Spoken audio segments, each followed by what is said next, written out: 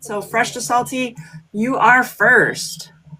We are, I didn't forget all the things you said. We are fresh to salty. So Latrell and Steven, we're on a 40-foot Genoa, which is a monohull, and we are currently in Fort Pierce, Florida. Sorry, I'm trying to do the faces. Okay. SV Crooked Anchor, you're up. Hey guys. Hi. It's Captain Ken and Miss Kelly. We're on a 1990 32-foot Gemini. We're currently in Marathon, and we're going to be here for a few months till we jump over to the Bahamas. Sweet. Sounds familiar. Cameo? We're SV Cameo. We live on a 2017 Leopard 40.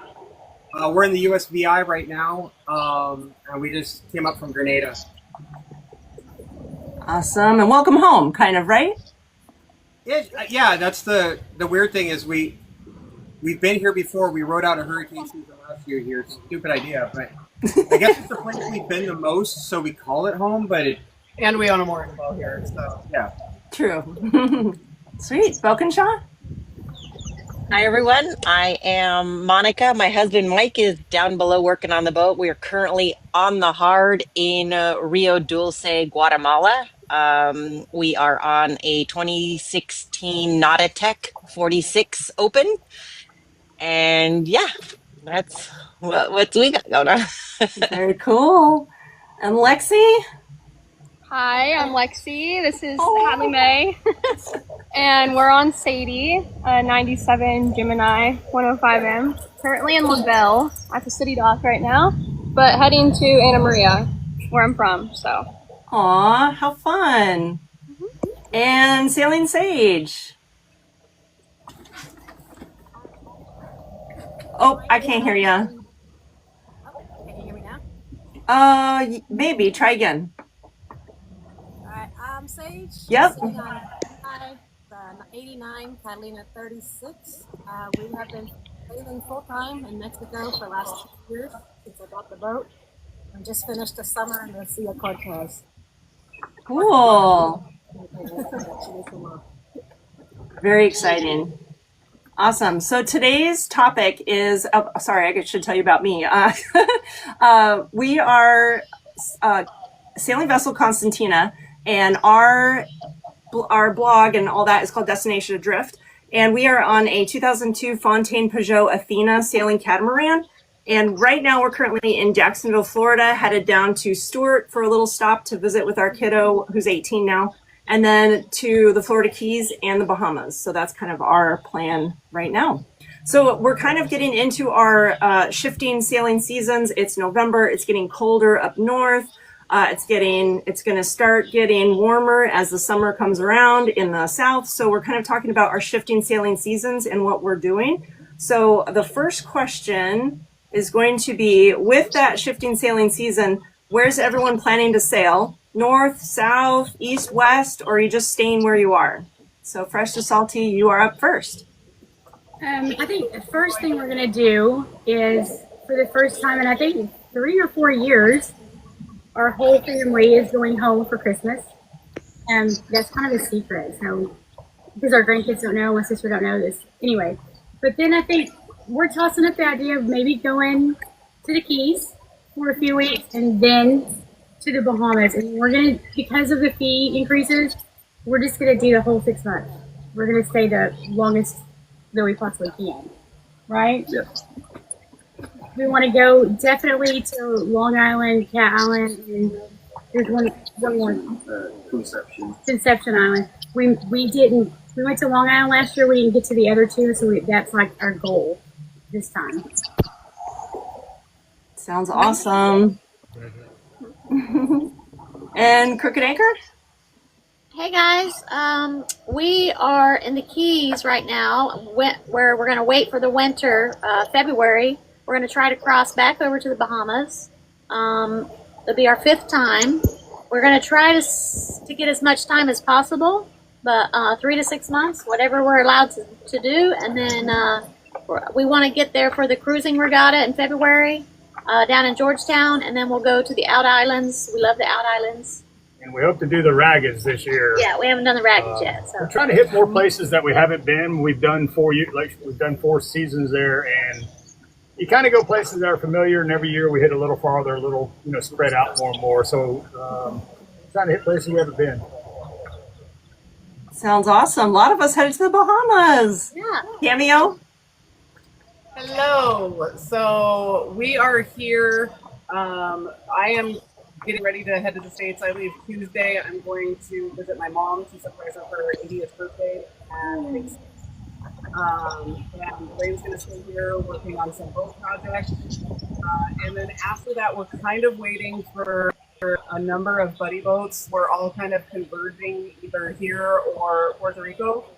And we're all going to sit down and come up with the plan. The ultimate goal is to head west. Everything is sometimes up in the air depending on what everybody else wants to do and time frames. And we have company coming this time, you have company coming that time. So we just got to kind of check things out and see where everybody's at. Yeah, we were supposed to be pretty much in South America, but the world changed real quick. So we've had to kind of change teams a little bit. Yeah, I hear that. You gotta do what you gotta do. All right. Right here, as long as we need to be. There you go. Welcome, Shaw.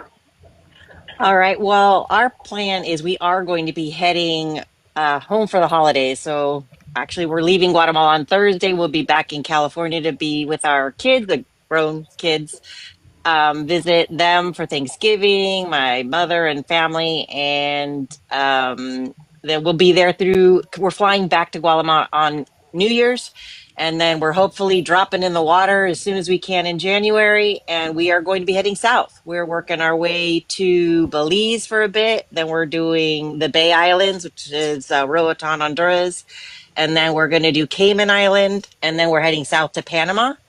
So we'll be spending probably the rest of the season, the remaining of the season in Panama, and then eventually, maybe next year at some point, crossing Panama and heading towards north to the Sea of Cortez. That's kind of our plan. So exciting. Lexi? Yeah. Hello. I'm currently in Liddell, heading on my way back home to Anna Maria.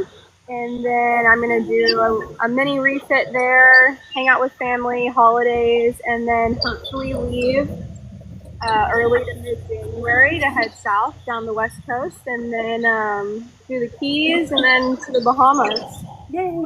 Yeah. Hopefully I'll have 3 or 4 more people with me, pack the boat for this trip, so we'll see. That's so fun when you can bring a friend. Yeah. Will your family get to enjoy the boat while you're home? They'll get to enjoy working on the boat. It's a great answer. A lot of projects that I need help with, so that's why I'm going back, taking the boat all the way back here. Wow. It's kind of very far out of my way, but it'll help have close to my dad to help work on the engine. So. That's awesome, and help save some money too. And you get to see your family, so win-win. Yeah. Sailing Sage? It's still kind of quiet, unfortunately. All right, I'll try to talk louder. Looks like Sailing Crosswinds is trying to get in. I think they're in. All right, so yeah, we're gonna be spending the holidays here in La Paz. Hopefully get further south. We haven't been south of Mexico yet. We've done the north of Mexico and the Sea of Cortez. Beautiful sailing area, if anyone gets a chance. And yeah, we're hoping maybe get down to Panama either this season or next, depending on the never-ending boat project. That's so exciting. You guys that are going to Panama and Sea of Cortez are like my heroes. So I really want to talk to you because I'm building up the nerve to be able to do something like that. So that's super cool. And Sailing Crosswinds is a new, also another new Sailing Roundtable friend. How's it going? Can you introduce you guys first and where you're at and then where you're going? Hi everyone, I'm Nicole and my husband's over here on the couch. We have 2 kids, so 4 of us on the boat. And my little puppy. Oh my God, how cute. We're in Florida right now in St. Augustine. And we actually put my son in the school here because homeschooling is really hard. So we won't be leaving until May, but we'll be going south in May. But we have a lot of plans for Thanksgiving. We're gonna go see my grandparents, and then for Christmas for 2 weeks we're gonna go to Oklahoma to see my family that's over there. And then we're not leaving out till May, so we're gonna be fixing up some stuff here on the boat, like everyone else. Boat work always. It always is happening. There's always something new for sure. Just disclaimer, my husband just came home, so it might be a little loud here in a second. For us, I think I've already kind of said it too, but we are in Jacksonville, Florida right now. We're headed to the Keys and then the Bahamas for the winter season. So I don't know. To me, it sounds kind of like we're going to have a Sunday Sailors meetup in the Bahamas. I think would be awesome. So stay tuned for that. Okay, next question. Have you noticed the seasons shifting where you're sailing? Like, is the weather getting weird for you, staying the same? What have you been noticing out there on the seas? Fresh and salty? I think specifically in Fort Pierce, we've noticed a real change in what do you call it? The current coming in and out, and the tidal shift. So the first year that we were in this marina, the ladders on the dock never got exposed, like out of the water. The bottom of them was always in the water. But now they're not even close to the water. I don't know what the difference is. And I think it's not as warm. Our first couple of years, we swam on Christmas Day, and I would not even consider it at this point in time. You think? Yeah. Yeah. Yeah, I started to notice that with the water too. That's why, well, we'll get into that later with Blaine. But Crooked Anchor, you're next. Yeah, we spend a lot of time up there in Vero and Fort Pierce, and we noticed with king tides, they were super high than what they normally were for us. This was a month or so ago, and then we got the northerlies blowing in, so we'll get that north cold winds for the next couple of months at least, and it can make a good trip for heading south in the Bahamas. But crossing over could be kind of tricky with that Gulf Stream and the north winds, fighting each other. Kind of kicks up the waves.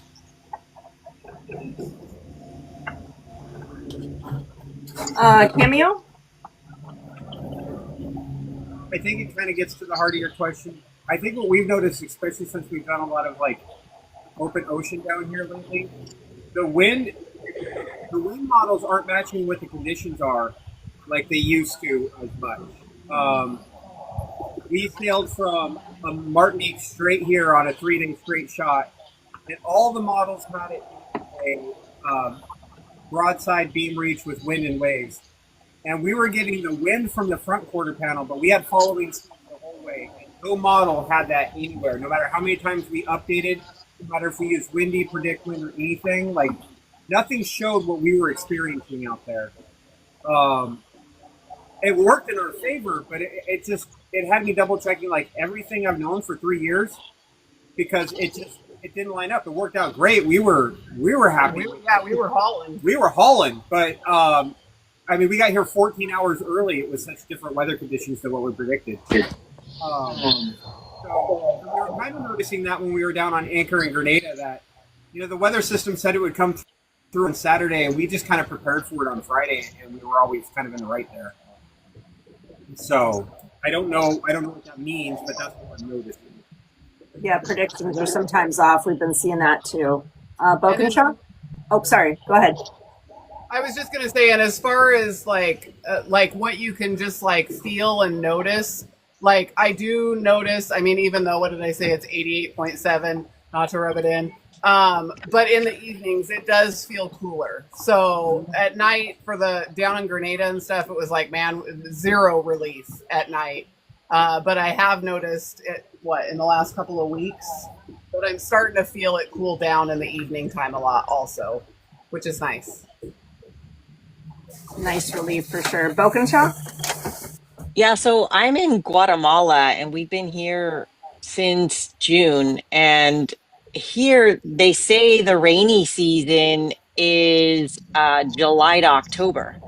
We didn't see any rain until last week. Little rain at night, a lot of days. But last week it rained the entire week flooding. It was just crazy the amount of rain we had all this past week. And I'm just overall have been always commenting the last couple of years of how it feels like the seasons seem to have shifted to about a month later is when they start.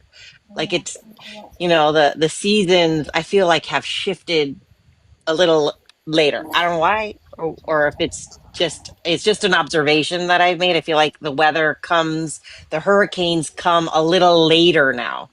Not, we can get them all the way up until late October, November, whereas that normally is the end of the season, and we wouldn't expect it this late yet. Now we do get them late, and stronger. So yeah, that's kind of my observations. Yep, that's interesting, especially where you are with a lack of rain. That could be really interesting. Yeah. Let's see. Yeah, I just am happy that it's warm right now. I feel like my entire trip down, I caught all the bad weather and all the cold weather, and I would have really, really, really strong winds when I didn't want them, and just like no wind when I do want it. I've been motoring so much, it's driving me insane. But yeah, I've just had like no winds, but it's, I think, probably like 75 right now, sunny, so can't really complain. Should be nice for the rest of the trip, but I would love some wind to fill in.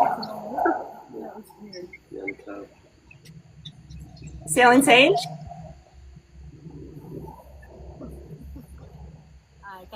Yeah, it's in the Sea of Cortez in the summer. It's pretty famous for pretty hot weather. It hasn't been terrible. We don't have any AC, but we survived. It's actually getting cool enough for a light blanket in the evenings, which is luxurious. And yeah, most later in the season, we're here. It was already in November, late October, so just later strong things over here. I cut it. I don't know if it was me or you, but it froze just a little bit. Can you repeat that last sentence? Oh, I said we're also getting later hurricanes. Okay. We had one November kind of skirt by Cabo. Yeah. So definitely later season hurricanes than normal. Keeping our eyes open longer, that's for sure. Sailing crosswinds? We had a big cold front that came through here, and we had our heater going for, I think, 2 days, 2 nights. And now it's great weather. The kids were kneeboarding yesterday, swimming in the water, just living it up. That's great. So St. Augustine is warm enough water? Oh, yeah. I mean, they were freezing when they got back, but while they were kneeboarding, they loved it. Awesome. I'm definitely looking forward to warmer waters, paddleboarding with the dog and all that. For us, I think it's been the shifting cold. Florida, we've spent our last 4 years working full time and letting our kiddo go to school in Stuart, Florida. So for us, it was paying attention to the cold and then the rain. The rain for us was almost non-existent the past year, especially. And that's really strange for Florida, especially during its rainy season. The cold for us, every year we've noticed it get colder and colder. So the first year for us without a heater on the boat, I think it was down to 48 degrees. The second year was 44. The third year was 40. So we finally had a heater by that time, which was lovely. But that, just to see it, okay, the cold front coming down like farther and farther down Florida is not what we want to see. Like, it makes me cold just thinking about it. So this year for us too, this cold front that swept through, we were in South Carolina, and it got down to like the 20s with the wind chill. So even in Florida, it was experiencing 30s, and that's not cool. So that shifting season for us, the cold is what's really affecting us. It's like we have to go farther and farther south. Captain Matt, okay, he's driving, can't pop in, but we were going to maybe grab Captain Matt there for a minute. Let's see. Next question. What's the dream destination on your list for this upcoming season? Fresh to salty? Cat Island. Cat? Yeah, we want to explore all of that. It's one of the few islands that we haven't been to yet. Well, I think there's a lot we haven't been to, but one of the few on our list. There's a lot over there. Wait, what island was that? I missed it. Cat Island. Cat, C-A-T, in the Bahamas? Yeah. Awesome. Yeah. We have not been there yet either. Crooked Anchor, what about you guys? We want to hit up the Raggeds and the Ackland. Acklands and maybe San Salvador. Yeah, we've been to Cat, Conception, Long. Those are awesome. Conception is probably my favorite, but yeah. So the Raggeds, we want to definitely get there. And we're hoping to go farther south. You know, headed down to DR, maybe to BVI's. We have sometimes it's like family keeps pulling us back. You know, we have something. Had a mother died 2 years ago. We're dealing with her estate, that kind of stuff, and it seems like something's always pulling us back.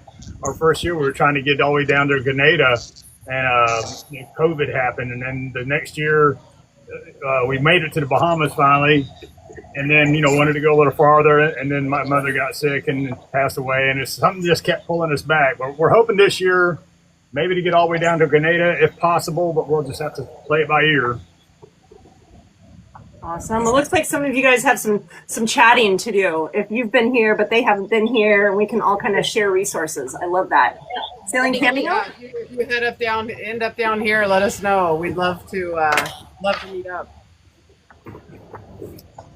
For us, the dream location would probably be Colombia. We do want to head south really bad. Not to get into why we're not south, but everybody knows why. But if we decide to head north, I think it's hit Cuba one more time and spend longer there. And then the dream would probably be New York or Maine. Lexi, hon, can you do me a favor and mute your microphone? Thank you so much. Appreciate it. So yeah, we're just in that holding pattern to see how long south is off limits before we head south. Yeah. Maine is on our list of our bucket list items too. Balkanshaw? Yeah, for us, I think one of the main places that I'm looking forward to is the San Blas Islands in Panama. That has been a dream of mine since I was a kid. I did a cruise when I was like 8 or something with my parents, and I remembered we went through Panama and stopped at these little islands, and I was just in awe at the way the local people were living in these little huts on this island, and just I want to see what my adult eyes think of it really bad. So that's been a big dream of mine to get there, and then make our way through Panama is also a big dream of mine to get through that, and that whole process to figure it out. So that's going to be our challenge this year, towards the end of the year, though, for sure. But for me, that's the big one. I really want to go there. Lovely. Lexi?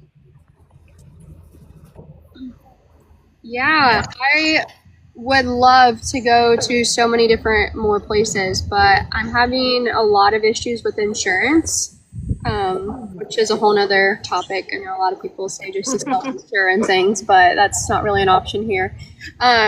So Bahamas wise, I think Long Island is my favorite, so I'll be excited to go back there. Insurance restricts me to just like Calabash Bay, but love it there. Go hang out and just all around the Bahamas. I'm actually excited to go down the west coast of Florida too. I'm from here, but I've never been down the whole thing by boat, so that'll be fun. Hopefully dry Tortugas if the weather allows, and then bop around the Keys for a couple weeks, and then just wait for a good window to cross over. Sweet. Sailing Sage, your dream destination this season? Actually, similar. Maybe not this season, but San Blas is on my bucket list. It's actually one of the reasons I bought this sailboat was sailing around. That was one of the destinations of Caribbean I haven't sailed yet. And I wanted to go check it out before it changes, as everything changes. So definitely San Blas is on the bucket list. I don't know if we're going to be crossing this season, but hopefully soon. Real quick, Brad, there was a viewer, Brad had a quick question. We'll just do show of hands. Anybody in here a great looper? Has done the loop? Anybody great loop? Not yet. Okay. Anybody want to do the great loop? Not really. Okay. That's interesting. Our mast is too big. We could never do it. Yeah. We can't get under bridges. With the mast and everything, we'd take it down. We're looking at maybe retirement age and getting a power cat, but that's way down the road, so we'll see. Okay, where are we? Sailing crosswinds. We are so undecided because we want to go to the Med, but we're really just probably not going to be ready. in May, when we're ready to take off, we're probably not going to be ocean ready, our vessel. So also work, a big reason why we can't go there yet is for work. A lot of our work is here in Florida, so we'll probably be going down south around the Keys. We went to Marathon in the past, so he has a lot of jobs he can do there. We're really basing it mostly off of where he can work, but we do want to be able to save up and go to the Med eventually. That's a plan for maybe not the near future, but that's like our dream destination. But I'm assuming probably this summer we'll be staying down south for a while until we can get our vessel ocean ready, because it's really not ocean ready yet. Gotcha. So some more plans in place first before you can get out there. Okay, Yeah. we had finally joined in. SV, finally, do you want to give us a little introduction as to who you are, where you guys are, and then your dream destination this season? Oh my, can you guys hear me? Yes. I am, luckily, I am getting sick now, so I wasn't sick in the boatyard, but it's probably due to the Tuesday weather that I, unfortunately sailed in, and I don't have my enclosure completely done, but it is coming. But, I'm currently in Daytona Beach. This is our home port for, hurricane season. So we are going to delay going to the Bahamas a month this year, because the past 2 years we have ended up in the Keys. I know that's horrible to say, but we have tried 2 years in a row to cross around January, February, and unsuccessful. And actually the boat got knocked down last year. That's a story for another time, but we're going to go in March, probably end of March, to the Bahamas and stay till the beginning of hurricane season, and then head back here. But yeah. Sweet. Sounds good. Bahamas or bust. That's good too. All right. Next question. Oh, sorry for us. Let's see. Dream destination. We also actually like Long Island. So in the Bahamas, we do want to actually see Dry Tortuga also in the Keys. So Dry Tortuga and then Long Island, our absolute favorite. So, and I'll talk about that a little bit more later. Okay, next question is, what's one thing you always do to get your boat ready when the seasons are changing? So that could be you guys personally, the boat itself. What do you do to prepare for a changing season? Fresh to salty? Declutter. Yeah, it's always like spring cleaning before we leave to go across to the Bahamas, and restocking. But we're gonna go like a whole step further this season. We're gonna rent a storage unit, and if it's not something that we actually need in the Bahamas, we're taking it off the boat, because there's 5 of us on this boat and there's just not enough room. And so we're gonna be really decluttering before we go across this time, for sure. I think that's a good point. I don't know that we really do that. We should look into that. Crooked Anchor? Hey everybody. Yeah, my biggest thing, so we have it split up. We both have our chores that we're really good at, and we both split those up accordingly. And mine is tuning up all 3 engines that we have and getting spare parts lined up. Because you got to have spare parts. You're going to be out in places where, breaking down is not good. But that's my part. And, we have to juggle around with doctors with prescriptions, and trying to get enough prescriptions to last while you're gone. And sometimes that can be a headache. Preparing for the colder weather, we try to just go far south as we possibly can. We're born and raised in Florida. When it gets 68, it's wintertime. So, and we don't like it. But my wife had this really cool idea I wanted to share real quick. But she buys those little pillow cover-ups. And what are they, like pillowcases that go on your throw pillows on your couch? And they've got a zipper that goes all the way around. And you just put your old pillow in there and it covers them up. Well, we take our winter blankets, fold those up and put them in there, and now those are pillows on our couch or our salon. And it's a way to store it, but we also get to use that. And we have all of our winter clothes in there, so we'll have to dig all that out probably here in the next month or so while we're down here in the Keys. That's such a great idea. I know, though, I'd be like, where did I put my sweaters? I would never think the pillow, probably. Yeah. That's such a great idea. Cameo? So we do a lot of different things, kind of the same as what they just said. We definitely excel in different areas and kind of have our lists of things that we each do.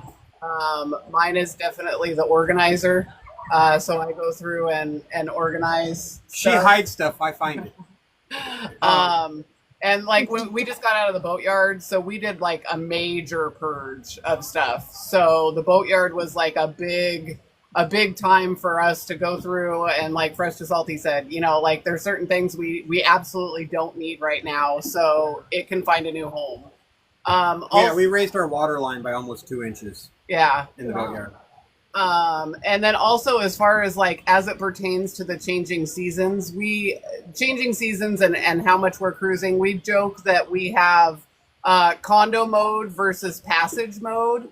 So it's kind of like if we're going to be on the move, there's a lot of things that we do kind of use daily, weekly, but those get put away for passage type mode. And if we're like when we were here for hurricane season last year, we really minimized like how much stuff was left on decks.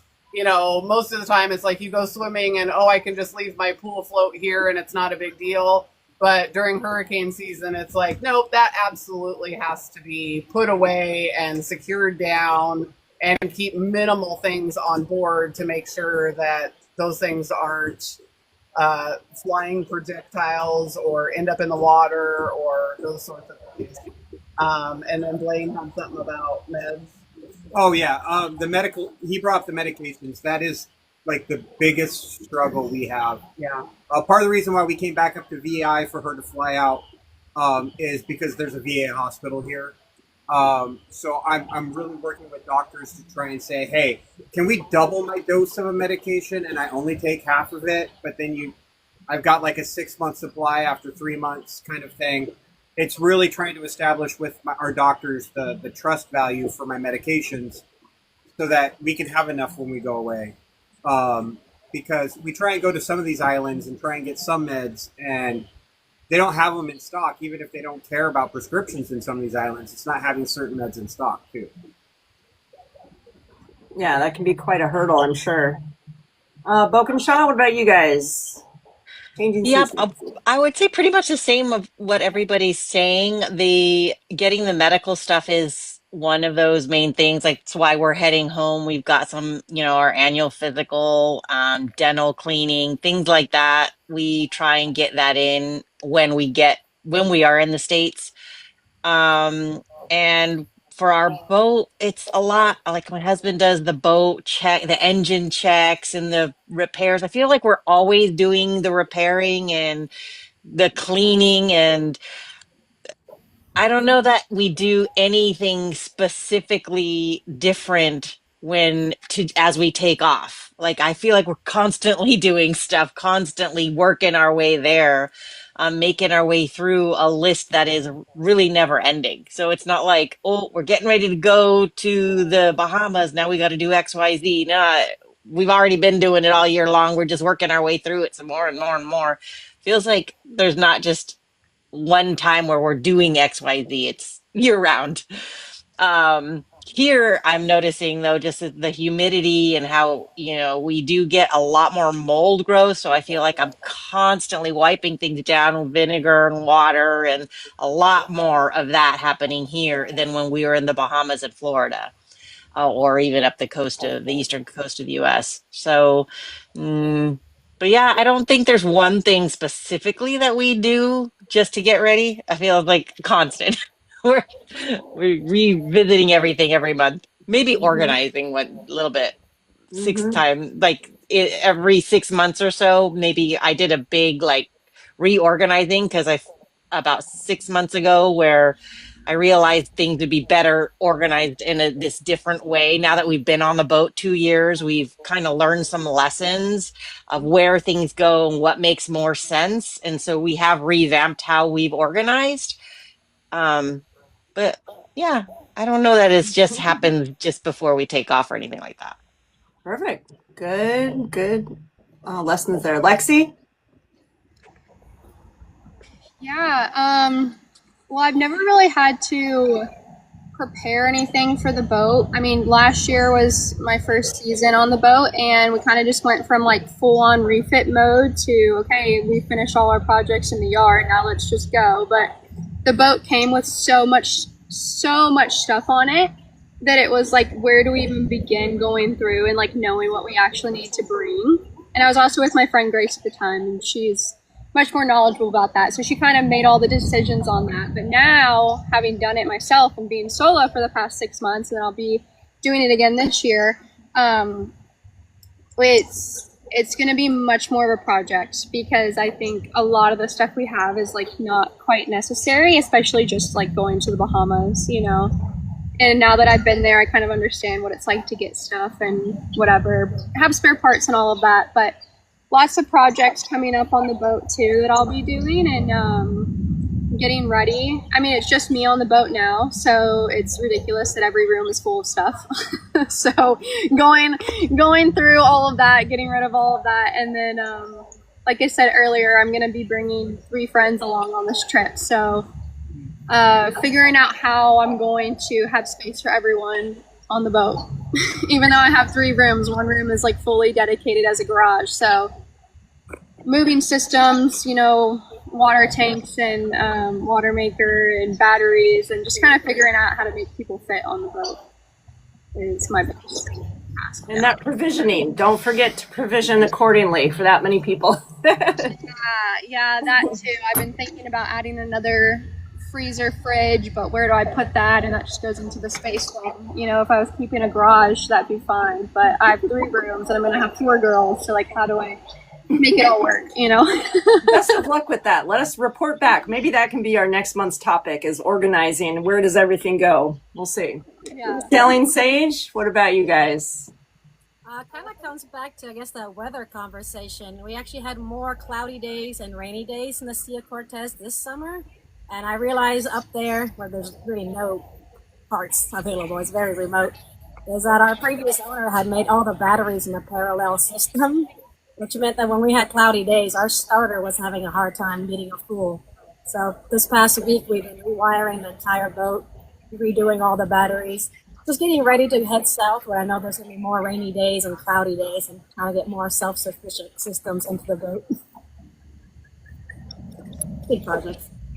Perfect. Feeling crosswinds? Yeah, we really like to work hard, play hard. So we work and save up our money and work on the boat for like 6 months, and then we like to go hard for like 6 months, where my husband doesn't have to work every single day and we actually get to enjoy all the perks of boat life, do all the water sports, the snorkeling, the scuba diving, enjoying the weather, all that in the summer. And then we usually use the winter to fix up on the boat, do the haul outs, do the painting. And we're currently working on getting a water maker, because it's really the last thing that we need to be fully sufficient on the boat. And then, like I said, we have some more boat projects that we need to do. We have AC in the summer and then heater in the winter. So really we just transition from the AC in the summer and then heater in the winter to stay warm. And just up until this year, I've been homeschooling, and then homeschooling became really hard this year because Are You Smarter Than a Fifth Grader was not made for no reason. That is hard stuff. So really just getting used to having him in school, and then I've let my daughter do dance right now. So we're doing a lot of like the things I didn't think my kids would get to do living on a sailboat. But it's kind of nice that we get to do that now, and then in the summer we get to play hard. So that's really what it kind of looks like for us over here. Very cool. It's good to have a balance too, especially for the kids. I had to do the homeschooling for 8th grade. So talk about tough. That was, yeah, he was teaching me. So yeah. And then I was off to school. Finally, what about you guys? Well, I got 3 daughters and a wife, and I did have a female dog. There's a lot of females on this boat.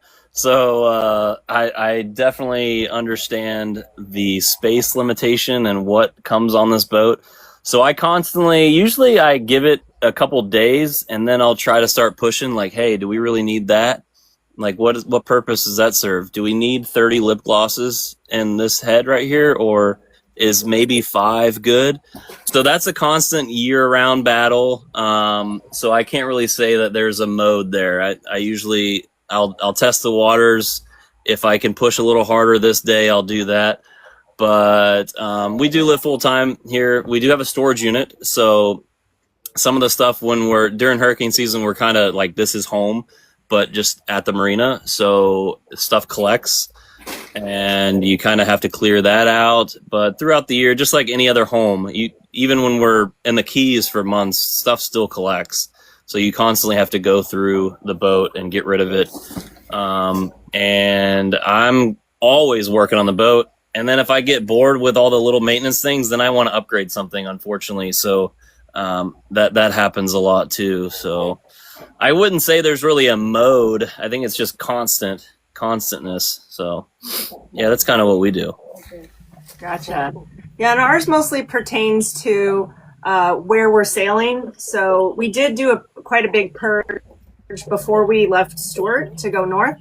And then for us, if we know we're mostly going to be in the ocean, the life raft is obviously more accessible. If we're spending weeks in the ICW, it might get stowed away. We won't really need our life raft at that point. Then also for us now, it feels like it's been clothing. So the summer clothes went away. I'm going to tuck them in a pillow next time. Smart idea. The winter clothes came out. We have worn our snivel gear or our foul weather gear, rain gear, whatever you want to call it, more times in 4 weeks than we have in 4 years. So that has definitely come in really handy, is our weather gear. So it's really just what season we're in right now. And then also, again, with the toys, the water toys, the beach toys, we're going to be we're snorkel area, scuba, hammock zone. So all that stuff is going to come out of our forward cabin and be out. And then all the winter stuff is going to be put away. So there's going to be a big shift for us as well. We're going to skip the next question, which was kind of about, did you have to change anything because of weather? We've kind of already gone over that. So the last question, and then we'll get to Q&A. So if anybody that's watching has any questions you want to ask, it could be related to anything. It doesn't have to be about our topic. If you have any questions, just feel free to drop them in the chat and I'll do my best to copy and paste them so I can ask them later. So the last question is, if you could tell new sailors or travelers in general, one spot to check out this season. So we're kind of talking, November to say May, this kind of wintry season, winter, spring. What would you recommend and why? Fresh to salty? I think we were talking about this question earlier. I think it depends on where you're going to be. If you're going to be in the U.S., further north, definitely go to Ocracoke. It was our favorite place we went this whole summer. Wait, say that again. What is it? It's called Ocracoke. It's in the Outer Banks in North Carolina. Our absolute favorite place that we went this whole summer. If you're going to be in the U.S. and be further south, go to Dry Tortugas. Don't skip it, no matter what. But if you're going to be in the Bahamas, I would say Long Island. Yeah, Columbus Point. Yes, that's on Long Island, Columbus Point. Yeah. I muted myself. Cool. Crooked Anchor? I agree with them. If you're going to be around in Florida, definitely make your way down to the Dry Tortugas. But for the Bahamas, Spanish Wells and Eleuthera, try to get there because that was probably one of our favorites. I mean, for people, we rented a golf cart.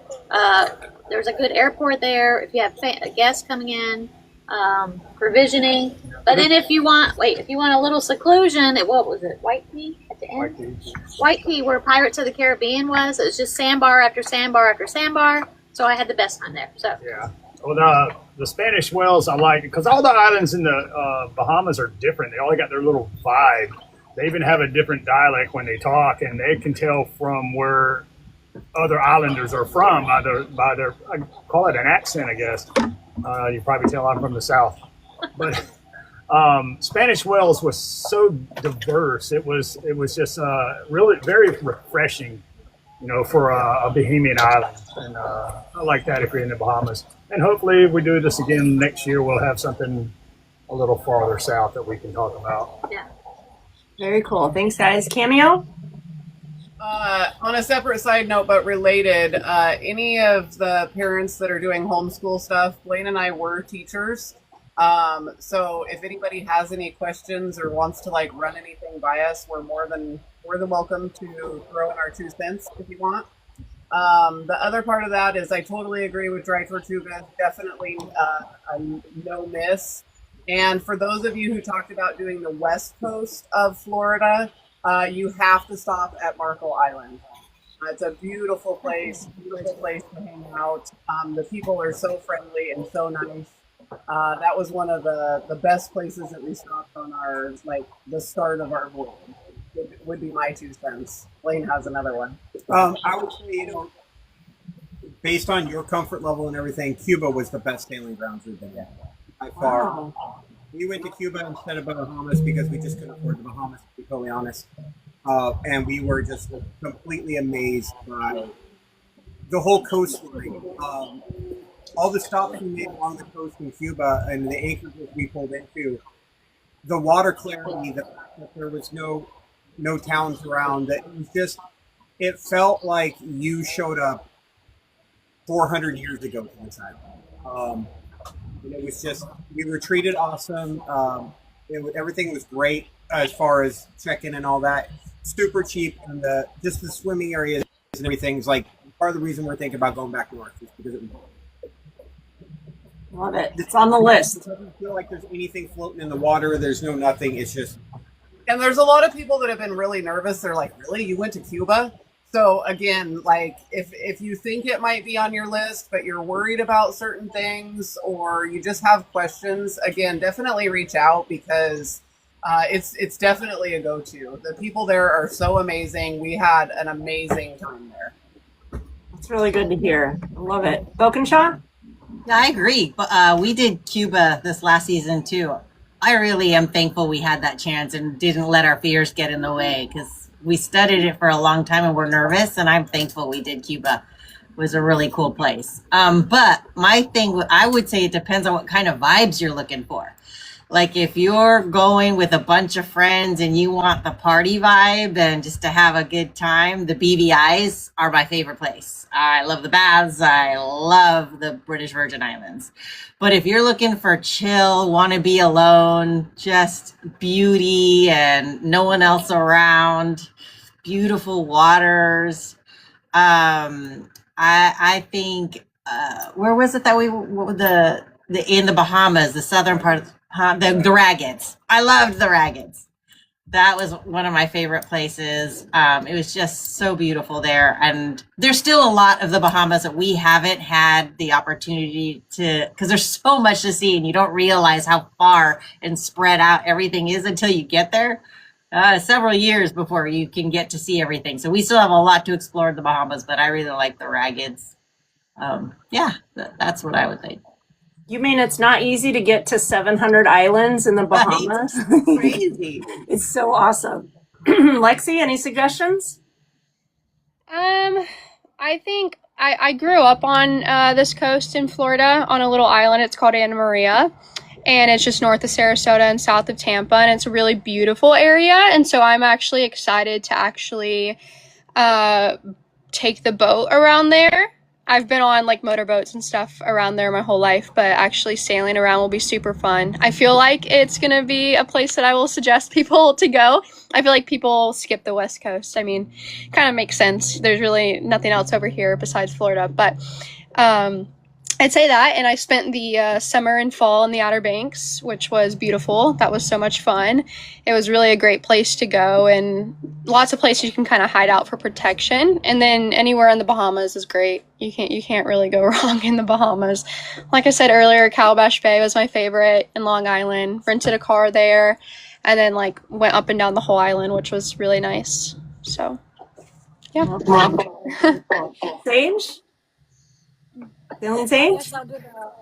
I guess I'll do the West Coast then. I think a lot of people sleep on the Sea of Cortez, but it's over 1,000 nautical miles, and you can pretty much do the whole thing in day trips. And if you want to meet people, you have to kind of coordinate when you get up north. But if you want to have 2 or 3 weeks alone in a private anchorage, it's very easy to do up here. We're actually excited to be in town and get to the grocery store with AC. Seems very exotic right now. So we'll be stocking up here. But yeah, I think it's a beautiful place to learn how to sail. A lot of safe anchorages, a lot of day trips that you can, and then you can go further out for more tougher challenges or overnighters. So I think it's kind of slept on as a great place to learn how to sail. Sounds awesome. It's on my list for sure. Crosswinds? Yeah, so we've only been, let's see, South Carolina is as far north as we've been, and then Marathon, Florida is as far south as we've been. But I will say in Marathon, Sombrero Key Lighthouse, it's probably the best place that we've been so far. I know I see SV Crooked Anchor shaking their heads. I know they've been there. It's really beautiful there.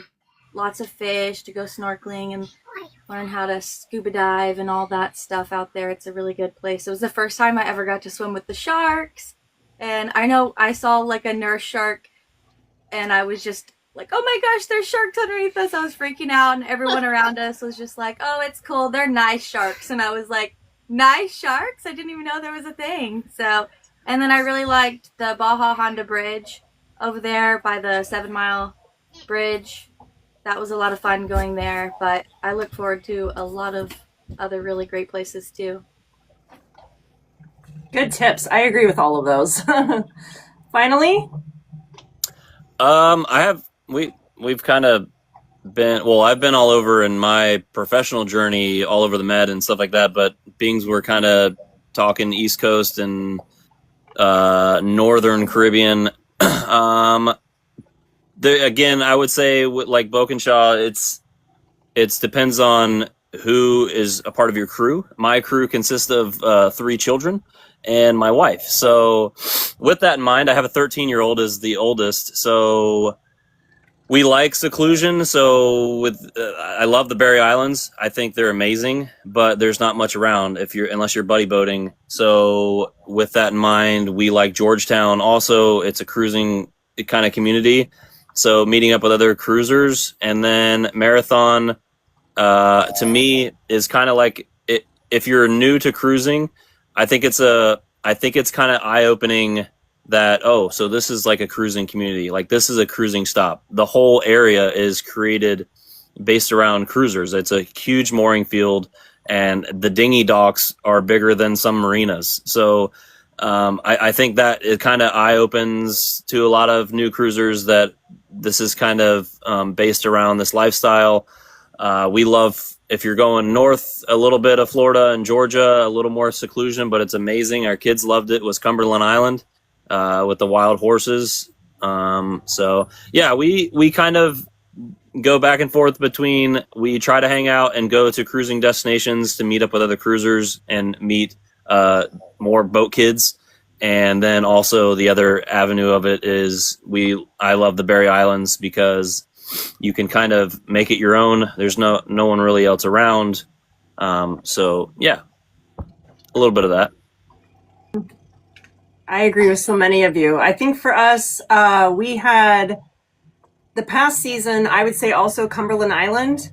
And then we also liked Defusky Island near Hilton Head. That was awesome. For this coming season, we've already kind of gone over it, but Long Island, when we anchored on the west side of the island, it was near a little town. I can't think of the anchorage or the town that it's at, but the town was a hub for everything. It had little restaurants, little bars. One of the best markets we had found in all of the Bahamas was in Long Island. You could rent a car, and they suggested like take one day to drive south and explore, then take the next day to drive north and explore, because there's so much to see. It really is a long island. It takes a lot of time to explore it. They also have Dean's Blue Hole there, which is over 600 feet deep. It's where a lot of the world's best freedivers can be found practicing, and they even have competitions there. So while I didn't go as deep as those guys, we did a little loop around it, and we could watch them free dive all the way down 600 feet. It was really amazing to see that. And to actually be in something that deep, that was really cool, life-changing for us.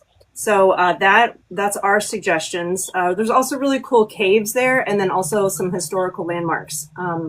Very fun.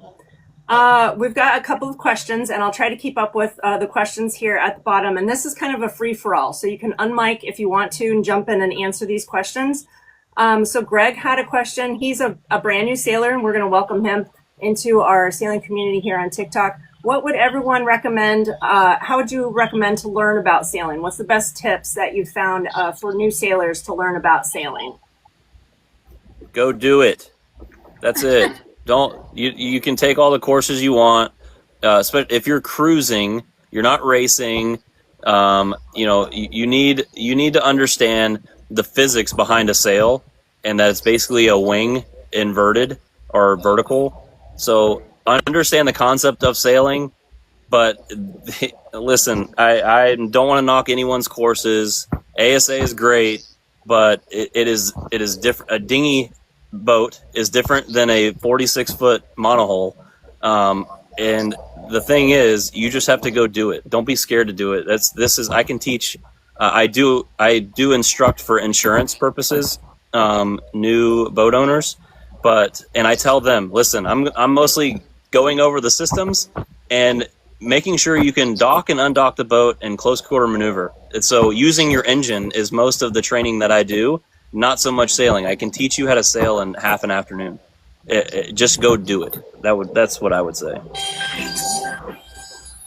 Anybody else want to jump in? Yeah, I would say learn about the weather.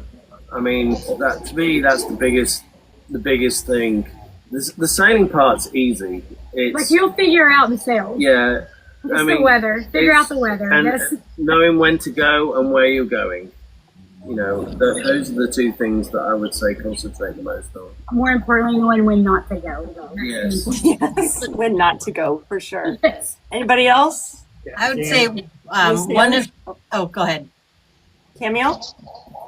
Well, I was just going to say break your boat down into subsystems and learn them. When something goes wrong, it's a lot easier if you can picture in your head how the system works than it is trying to figure it out later when there is a problem.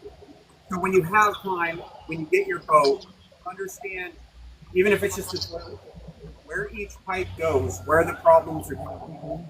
So you're not tearing apart a toilet macerator pump for no reason because the clog is elsewhere. The subsystems, really learning the subsystems on your boat is so key to happiness out here. Because everyone could be swimming in the water and you're not happy if you're the one in the holding tank. Yeah.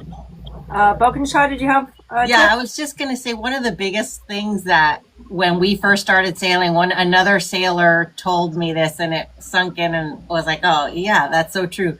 When you're on land and you're driving a car, things happen instantly and they're fast. You have seconds to respond. You have to react right away. On a boat, if you're paying attention, you have time to think things through. It happens in minutes rather than in seconds. So it's not quite as scary as a car is far more dangerous in many ways. If you're not out in bad weather, of course, that's where you have to know the weather. Yes, know how to read it and go out in good weather. But when you're just out sailing and everything's going normal, that's not. Things happen slowly. You approach and you can decide and take your decisions and take action. And it's not like instant. So that kind of helped me to feel better, knowing that, okay, yeah, there's a boat approaching. What are we going to do? You have time to think about it and plan. In a car, you don't. You have to respond right away. So that helped me a lot. I don't know. I like might it. help someone else. Crooked Anchor, did you have some new tip? You asked that question about to get started in sailing, and I can only go by experience, but and I know that everybody learns different. We started off green. We didn't know anything about sailing. I had an offshore fishing boat, but sailing was a brand new concept. So we took the ASA 101. I would highly suggest that just from my experience, because if you know nothing, to me, the ASA 101 is a basic introduction to sailing. It teaches, you learn, the parts of the boat, you learn how to make it move. And then you can hone your skills later if that's, the style that you learn, which is the way I am. Show me one time and I've got it kind of thing. Other people they can learn everything they need on YouTube videos or out of a book. I think it varies from person to person, couple to couple. I learn different than my wife does, and sometimes it's a lot difficult for her to learn the way I do with the hands-on. She needs more, visual or book learning kind of a thing. And so, and after that, I agree with the other guy that said is jump in. Just jump in and go. If you wait and wait and wait, time flies by. And I can tell you this, every cruiser or boater we know all say the same thing. I wish I'd have started sooner. 100%. Exactly. Your body hurts a lot more in your 40s than if you had started in your 30s. Yeah. Lexi, as a new boater, what tip do you have for other new boaters? Yeah, I'd say pretty much what everyone has said on here. Like when I started, I had never been on a sailboat in my life, just kind of gone on it and left. And now I'm almost a year in, but really only like several months actually cruising around on the boat. And I've just been learning every day. And like the more you're on the boat, the more you learn. Like I just now am learning all the electrical stuff. And like that's probably not the best way to do it, but it just kind of shows that you don't need to know everything all at once and you'll just overwhelm yourself and not learn anything. And that's kind of what I did for the first several months. It was just super overwhelming to try to learn everything all at once. And I've just gone with the flow now and am learning as I go and learning how the sails work. And I honestly motored like 90% of the time, but now I'm starting to find the groove and like figure out how to sail the boat and fix things and all that kind of stuff. So there's really no rush to like know everything all at once. Maybe a little bit quicker than me, but like you'll get it and you'll figure it out. Anybody else tips for new sailors? Or we have 2 more questions to go too. I would say if you're still on land, I wish I would have had time, but maybe electrical course, some basic wiring knowledge. Because I, similar as Lexi, bought the boat and kind of sailed off into the horizon, but now I have no access to some of the resources. But if I was land-based before buying, maybe a community.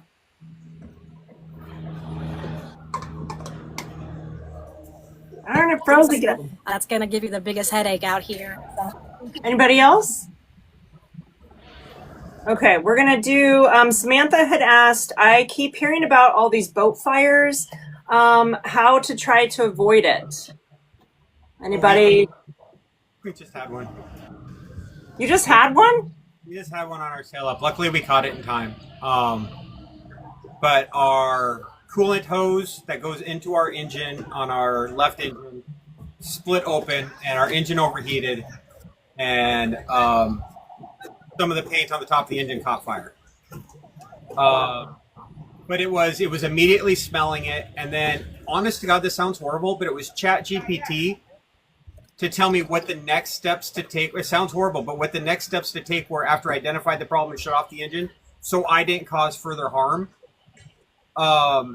Because my initial thought was, let's fill this thing up with water and cool it down. Well, that's what would have cracked my head. So honestly, I think avoiding things is when we're underway, we do hourly checks of it sounds crazy and I sound neurotic, but I check every bilge, every engine compartment, and anything that's a subsystem that's not going to have our boat be on top of the water versus on the bottom of it. We even have a heat gun to check temperatures of the engines and all of that to make sure. Yeah, because our boat model came with no heat sensor for the engines. There's no blinking light if you're in. So luckily, we calculated out that engine had only been running for 45 minutes in that condition. But yeah, it was smoke pouring out. We were in the middle of the ocean, the furthest from land we'd ever been, and I had this bay open. It was just flooding out. And I think a lot of it has to do with, again, knowing your subsystems, knowing where it's coming from and how to extinguish it. The other fires we've heard about are people who try and use land-based products on the water. Mm-hmm. They do make lithium batteries that are for marine use. I've heard a lot of people have issues using ones that aren't for marine use, and I'll leave that at that. And I think part of that too, with as far as the lithium batteries goes, is a lot of times, at least for catamarans, it would be a different story with monohulls, but we have a catamaran. We actually, where our battery bank is on the bridge deck area and not down in the holes. So if there did happen to be a fire with our lithium, it's literally going to fall through the bridge deck, which yes is going to leave a gaping hole, but that gaping hole is above the water line. So we wouldn't be at an immediate problem for sinkage. And then a third unrelated thing is we actually got rid of all propane on our boat. So for a number of reasons. One is because of fires. Again, we are super spoiled with the amount of solar and battery bank that we have, but every ounce of propane is off of this boat for fire reasons. So there's no more propane stove. There's no more. He took all the connections out, everything, for the fire reason, and then also because sometimes it's hard to get, and then you're dealing with adapters and butane instead of propane, and to us that just sounded like a ticking time. Probably a word I can't use on TikTok, but you get the point. So yeah, we got rid of all of that. Anybody else tips for not having a boat fire? Yeah, not we. I do. I do visual inspections, especially underway, but even sitting in the marina, I will at least every day or every other day at the marina, things like that. But I will visually inspect every system on the boat and pull up the floorboards. And then underway, that will be, I don't want to say every hour, but every couple hours, you have to do visual inspections on a boat. Like it's a must. We do have an automatic fire extinguishing system in the engine room and the generator room. But again, visual inspection is what gets it done. I'm a firefighter as well. Even if I show up to a house and the resident says everyone's out, no. And everyone is out when we go search the house and say everyone's out. Just like our boat, I will do a visual inspection of the deck, underneath, all the systems, and then I would just install a bow thruster. It called for 1/0, so I put 2/0 cable. So I up the cableage, and then everything is heat shrunk and crimped and all that, just to make sure, because there is no 911 in the middle of the Gulf Stream. There is, Coast Guard and things like that. But if you have a boat fire, you will be in the water before anyone else gets to you. Hopefully, when someone else gets to you, you'll be in the water. So there is no one else coming. It is you. So you just can't be lazy with inspections and visual inspections of the boat. That's kind of the biggest thing. Yep. Sage, you had a good comment. Do you want to mention what you commented on? Oh, I was saying we kind of have relied on our sense of smell for a lot of problem solving in the tracing down projects. When we left the boat and the boat was on the hard and we came back and we were delayed by a few weeks, we had an unexpected battery that was going bad. And luckily we came back just in time. But all night we thought we smelled something different, couldn't track it. And then finally we realized our battery had gone bad and it was starting to bubble. But we just had to trust that we know what a boat smells like normally. And then if anything smells off, we just start tracking things down. Yep. We had an incident like that too. It was like an electrical smell.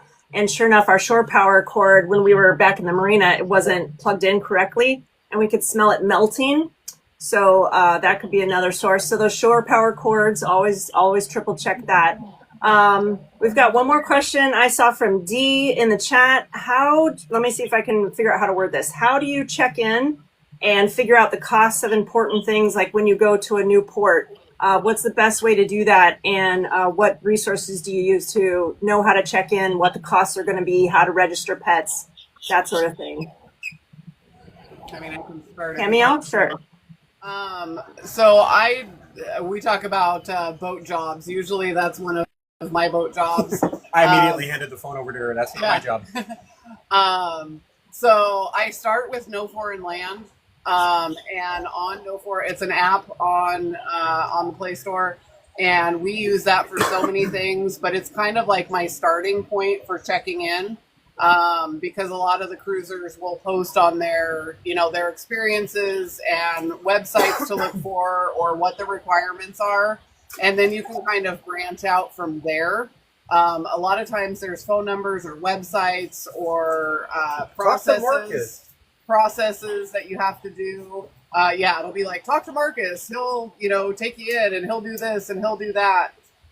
We did have pets to start with, which kind of, changed where we were willing to cruise based on what the requirements were. I know Noon Site is another really good option for looking for check-in stuff. But like I said, I kind of start with No Foreign Land. And then the good thing about that is everybody can update on there and post reviews. One of the ones that we ran into down in Kirikou, which is part of Grenada, is they went through Hurricane Beryl last year. So they used to have a couple of different check-in places there, but because of the hurricane, one of them was closed down. So somebody had made a review, said, hey, this one's closed down. You actually need to go here instead of there. Where if you just look on a website, you don't really get that information. So for me, No Foreign Land is critical because everybody has the availability to review and put updates and all of those things. So I find that the most beneficial, at least the starting point. Awesome. Anyone else? Tips on other country check-ins? Regardless of the country, I will second No Foreign Land. That is my number one go-to app for check-ins, for laundry, for water, for propane, for fuel, for groceries, for places to eat out. If I want to know where anything's at, as soon as we anchor, I get out in No Foreign Land, and it's just all there. And stalking Destination Adrift. We do stalk them, but we stalk a few people on No Foreign Land. That's awesome. Stock away. I'm like, I put all the reviews up of all the stuff. So I apologize if you guys are getting sick of seeing me on Sea People and No Foreign Land. I'm sorry. It's just again, it's great because everything is up to date. Yes. Even just like a restaurant that you go to, or when we here on Water Island, when we first got here, there was no dinghy dock. Well, they've since added a dinghy dock. So I was able to post, there's now a dinghy dock here. So I mean, it's even simple things like that. And also, if you have a trade that you do, I can cut hair, I can do basic sewing. Yeah, it's how we met the Melvins. Blaine needed a ride to land because we were having dinghy issues, long story. I wasn't comfortable taking him. So I posted on No Foreign Land, hey, looking for a ride to land. And that's how we met the Melvins. Is because Jimbo jumped right up and was like, hey, I'll totally take you. He popped over, took Blaine to land, and was free. So it's just such a huge, useful resource for our journey. Yeah, that's great. I think a lot of the countries too will have their own website too, and dedicated to cruisers too. So they're going to kind of have it all laid out for you. With each country is going to tell you the how to get there, what to do, how much it's going to cost. There are also, I've seen certain people in different countries that kind of walk you through the process as well. I know, like, we use Wellington for our dog stuff in the Bahamas. So there's always going to be those little helpers in all the countries to help you too. So we're getting close to wrapping up. If any of you do have to dip out, it's totally fine. I'll check and see if we have any more questions or if anyone else wants to chime in for anything that we've already talked about. We have another cameo, says in the chat, this is so awesome. I'm learning so much. Thank you guys so much. Someone else had just asked where you guys all cruising at. So I highly suggest you guys, the viewers, follow everybody in here. And a lot of us do go live. Raise your hand if you go live regularly. If you go live. So a couple of us go live. Cameo and I are daily livers. So you get a lot of us. A lot of Blaine, unfortunately. Just kidding. We all love Blaine. It's going to be a lot more Blaine since I'm going to the States for a few weeks. You look really good. Oh, yes. By the way. Looks really good. Is that an apartment or a hotel? Like, it doesn't... Me? I'm in our boat, man.